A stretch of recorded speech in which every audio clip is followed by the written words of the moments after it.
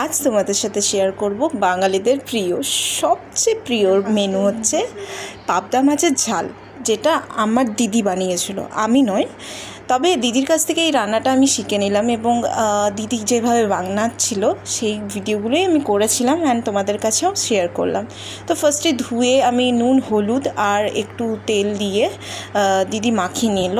এটাকে মাখিয়ে নেওয়ার পর তেল গরম করে ফ্রাই প্যানে আমি মাছগুলোকে এক এক করে ভেজে নিলাম। তারপর কালো জিরে দিয়ে এখানে হলুদ দিলাম, যেহেতু যাতে রঙটা আসে।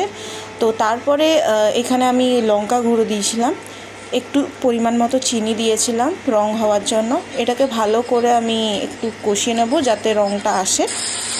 কষানো হয়ে যাওয়ার পর এটা হচ্ছে আদা পেস্ট আর হচ্ছে টমেটো পেস্ট আর লঙ্কা রয়েছে, তো তিনটেকে একসাথেই পেস্ট করে এখানে আমরা এটাকে ভালো করে ম্যাশ আপ করবো অ্যান্ড অলসো মিক্স করে এটাকে অনেকক্ষণ ধরে কষবো। একটু কষা হয়ে যাওয়ার পর নুন পরিমাণ মতো দিয়ে একটু জল দিয়ে ভালো করে 10-15 মিনিট কষার পর জল দিলাম, পরিমাণ মতো জল দিলাম, কারণ আমাদের বাড়িতে একটু ঝোলঝোলেই সেদিনকে গরমও পড়েছিল, তো তার জন্য একটু হালকা পাতলা দিয়েই ঝোল করেছিল দিদি।